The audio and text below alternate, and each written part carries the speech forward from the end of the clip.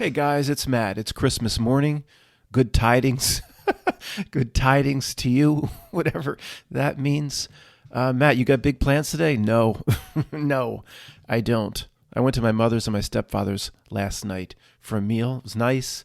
After C the V, whole family's broken up permanently. It's okay. It was nice while it lasted. But I know many of you don't have squat to do either. So we'll do this. This is a very interesting conversation. It really is. One of my things that I'm most fascinated with, as many of you know, is how things come to be, how things to become so big in society, and to us looking back at it so artificially. There's a 1,000 examples.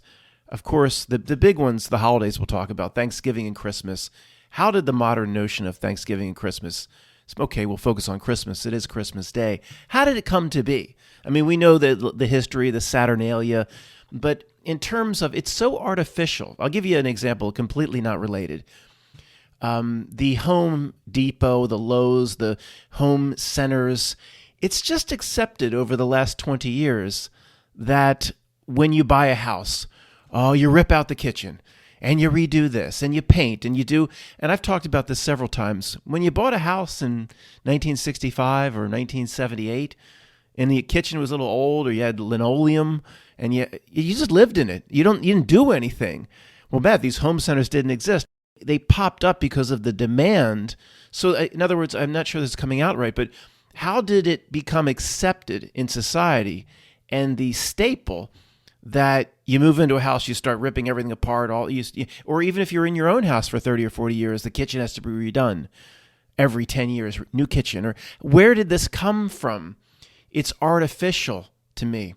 It's not like, Lowe's and Home Depot and the big home centers in the United States, they're just popped up and got huge billion-dollar companies because of the demand that everybody wanted to redo their kitchen every 10 years. And that's artificial to me. Why does everybody want to redo or need to redo their kitchen every 10 years or whatever they do when they buy a new house? Again, it was perfectly acceptable. You looked for a house in 1965 or 1975 and if the kitchen was really old from the 40s, maybe you don't buy the house. But you wouldn't think, as soon as we get in here, honey, we'll start ripping everything apart and get contractors in. Like, how did that become such a staple? And I don't know if it's like that in Europe or it's like that in the United States. So in this example, I think it's not milk. We'll return to Christmas and Thanksgiving and the major holidays and how artificial they are in a moment. And maybe you'll disagree with me here, but agree with me there. But I just think it's artificial. When does this happen? This is fascinating to me. When, again, one last time, guys, I'm over 50. If you bought a house 25, 35 years ago, you just lived in it. I remember this aunt moving to this place or my grandmother moving here. There was nothing done. Okay, if an old range broke, you'd put a new range in. We need granite countertops. We need soapstone countertops. It didn't happen. I don't think it's natural. Okay, it's not milk. Not milk is the Pied Piper here. How they get everybody to go along with this is fascinating. And if you disagree, I hear you. I'll bring your case before the judge. I mean, Matt, these home centers, they weren't available back then. The ease of getting materials, the Chinese goods, all this stuff for your kitchen and your house became available. People started to take advantage of it. The costs went way down. That's okay. It's part of it. I guess in 1950, you bring in a team of contractors to redo the kitchen. It's going to be cheap compared to today, but relatively costly. Okay, I hear you, but it's not like people are doing this on the cheap. And when you go to Lowe's and Home Depot, it's just dirt cheap stuff. People doing the granite countertops, that's $8,000. It's a lot of money. It always okay. But one last thing about this, one last story before we move on to Christmas, and then I'll put it to you. Do you believe Christmas, the modern notion of it, is as artificial as I do? I see it as 95% artificial and driven by not milk. I don't think any of this would exist, even though it has the roots back through Saturnalia. So that's what, we'll look to the commenters to see if you agree it's as artificial as I say. One last thing about the redoing the kitchen. I've probably told this story before. My buddy Bo, I haven't talked to him for years, but he's just a nice guy. He's worked in the insurance industry. I met him back in the early 90s. He married perhaps the greatest witch, nasty woman in the history of the world. I can't even begin to tell you what she did to him through the divorce proceedings and with the kids, and it's almost not even believable. But when he was with her, she of course decided on everything. Bo, here's where we're going to, he had no say. Okay. She demanded the kitchen be, same thing, move into the new house outside of Pittsburgh. The kitchen needs to be redone. It's like Spalding in Caddyshack. I want a hot dog. I want a hamburger. You'll get nothing. But Bo couldn't say you'll get nothing and like it. $60,000. I've mentioned this before, remember now. $60,000 to redo the kitchen. Boiling water on demand. 6-range burner. Okay, I just had to tell you that. Let's talk about Christmas. First off, in general, the way the holidays are spaced, it's like farmers over cattle or ranchers over cattle. How just when people are about to get burnt out, there's another little holiday to get them through. And this is all by design. And I have floated this out before. Labor Day comes right at this point. Then Thanksgiving, it's all laid out so the years flow by and the proletariat and the great unwashed is kept somewhat satisfied as they move blindly through the years and go into the moment of death, not ever learning really anything about themselves or how society really works. This sort of Steely Dan. Are you reeling in the years, proletariat assholes, soaking up the time? It's all these holidays right at the right time.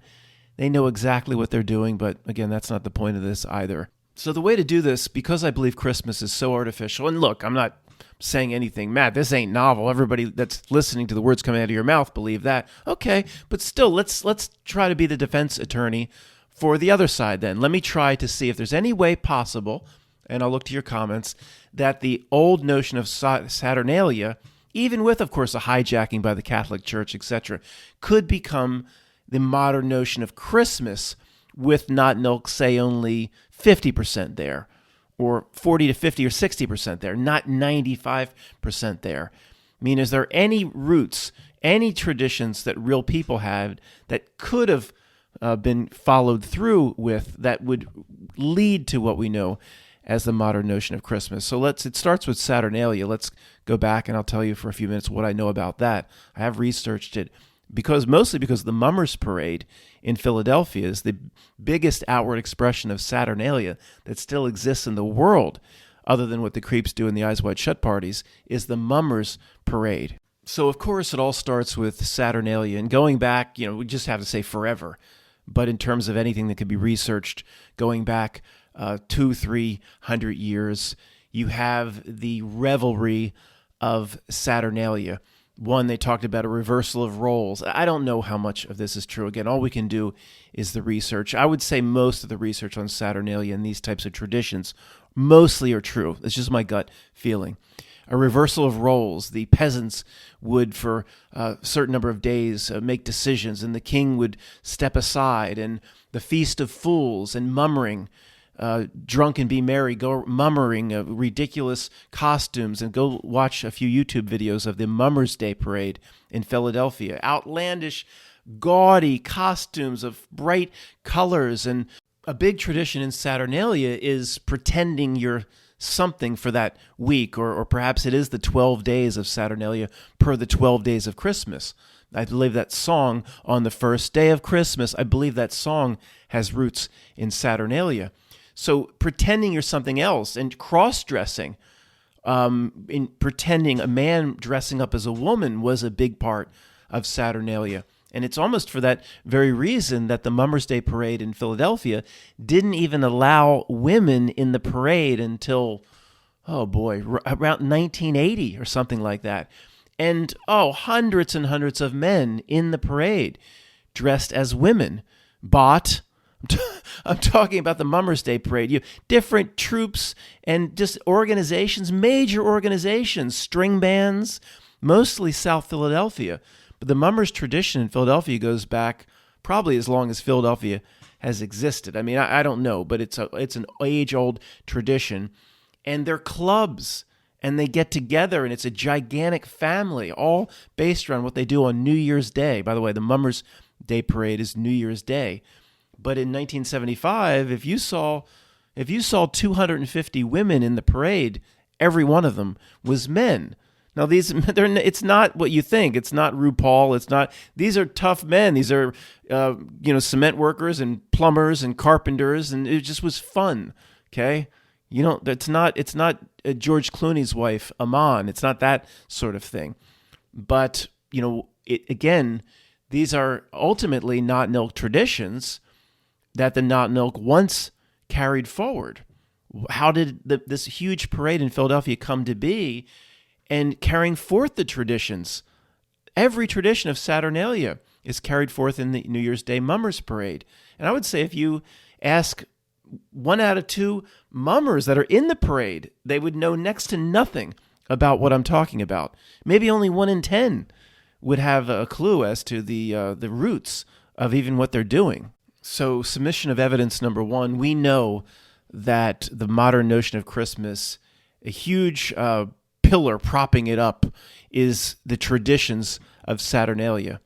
And again, you have that thing with the Knot-Nilk that what it is to them has a different meaning than what's presented to the masses. What's presented to the masses 200 or 300 or 400 years ago via Saturnalia is similar to what's presented to the masses today. They're never given the complete truth, right? So pick a date, 300 years ago, whatever, 400 years ago, whatever. The creeps, the still creep class existed. This tradition, this holiday, had a certain meaning to them, most likely, of course. That meaning was unknown to the masses. To the masses and the workers, it's positioned as fun and drunkenness and mummering and revelry and reversal of roles and no longer need to go to work and whatever, however many days off they were given or whatever happened over the 12 days of Saturnalia. People think they sing this 12 days of Christmas song, millions of people, and not one of them, well, maybe one, doesn't even think there aren't 12 days of Christmas. What is this song even about? Nobody even thinks about it. I told you that story where my cousin's friend, the big architect, came in from Dubai or Qatar, where she helps build skyscrapers for the Sultan, one of the top architects in the Middle East. I said, you know what this song means? Is there 12 days of Christmas? She's like, no.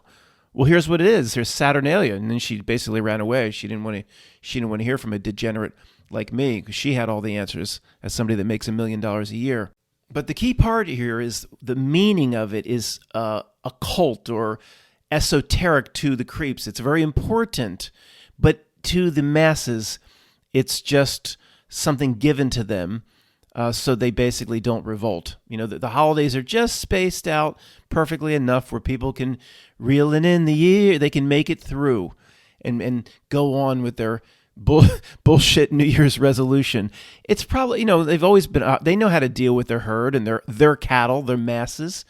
And they, back in the day, now they give them Christmas. Back in the day, they gave them Saturnalia. Whatever they found important in Saturnalia, again, in their creepy circles, they probably do the same thing around Christmas. I mean, who knows? But what they do in their Eyes Wide Shut party regarding whatever strange rituals are brought forth into the modern day Christmas from Saturnalia, that's important to them. That's not important to us. It's a different thing than we are. It's a different entity. Who knows what they do? Why the modern notion of Christmas is so important to that? It doesn't matter. They're going to do their thing. We're going to do ours. Understanding what they do behind closed doors has nothing to do with our personal worry about yourself spiritual journey in the short life that we have here. Okay, submission number 1, we know Saturnalia is a big part of it. I put it to you, Greg Marmalard.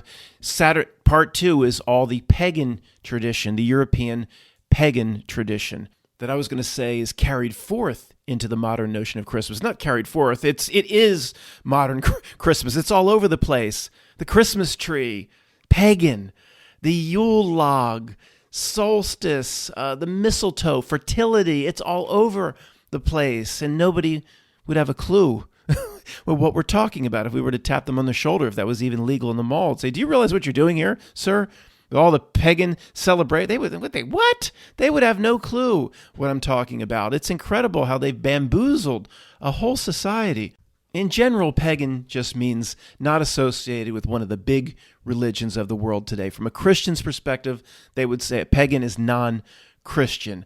But, what are the old gods where all this came from? I'm no expert in this area. I know people in our community, they're involved with Odin and different things. And I'm not an expert here. Give me a little bit of leeway. But is it all Norse myth? Odin and Thor. Pagan is a general term. It's not just that. It seems like a lot of the Christmas tradition comes out of pagan gods associated with Norse myth and Freya and Thor and Odin and things like that. But again, there's a lot more to it. But in general, what do we have? The Christmas tree, the Yule log, a lot of terms, maybe even like good tidings, all that. So there's a lot of pagan tradition there. The decorating of the tree, kissing under the mistletoe, fertility, all centered around pagan gods, centered around solstice. Christmas, most people, it's a celebration of a carried forth celebration of solstice related to who knows what cast of characters regarding the gods. But almost every Christian in society today around us, you guys know what it is, but they're bamboozled. They go out and they get the tree, they cut down the tree, pagan, and then they dress the tree in silver and gold. They dress their pagan, and then let's do mistletoe, pagan, and then it just keeps going on and on and on, and they don't even have any clue what they're really putting their energies into. It's literally blasphemy against, if from the Christian perspective, the Bible and Christianity and Jesus Christ. It's actually right in the Bible. Whatever the section is about, do not dress the tree, do not be like the nations. I think it says nations. That has to do with pagan nations or pagan groups. So do not be of the nations. Do not be pagan. Do not dress the tree. It's in silver and gold. It's right in the Bible. And 95% of Christians are so bamboozled in this society, they run around and carry forth the pagan tradition. It's unbelievable. How is this possible? Then these creeps put it in your face via things like Rudolph the Red-Nosed Reindeer. Sure, not just the Burl Ives song, Yukon Cornelius. Yukon! What is he? He throws the damn pickaxe up, and then he licks at it. He licks at it. Nothing. He's looking for gold. And then he changes up later. He's looking for silver. Silver and gold. Yukon Cornelius. Silver and gold. The mockery is right there. Oh my God. People are stupid. Well, Matt, then what do you think Rudolph's bright red glowing nose? What's the symbolism behind that? I have no idea. But there's something there. The way these creeps operate, but I have no idea. But I seem to immediately think of Bill Clinton. As he got older, his nose got literally longer with a red tip. I think of Bill Clinton when I see Rudolph the Red-Nosed Reindeer. I don't know why. It's just me. I'm going to keep that very special in my heart at Christmas time. So at best, if the modern notion of Christmas is, say, the three-legged stool, let's do the exercise here. One leg of the stool, Saturnalia, of course. I mean, the research you could do on it is endless. Literally 1,000-page reports you could uncover if you had access to certain libraries in the world. The history is there, and it potentially goes back thousands of years. The second leg of the stool, of course, is all the pagan tradition, and I'd even mention is Santa Claus. I mean, St. Nicholas through the Catholic Church is a hijack. It's a hijack. Even when you go into stores like Target and the Santa Claus as it's pictured, it is very Norse and pagan, and the way Santa Claus is not always looking like Santa Claus. It's people have these Santa Claus in their houses with the snowshoes, right, or holding the axe or whatever it may be. It's not the same old red-suited Santa Claus. It's a Christian or Catholic. Sorry, it's a Saint Nicholas. It's a Catholic hijack.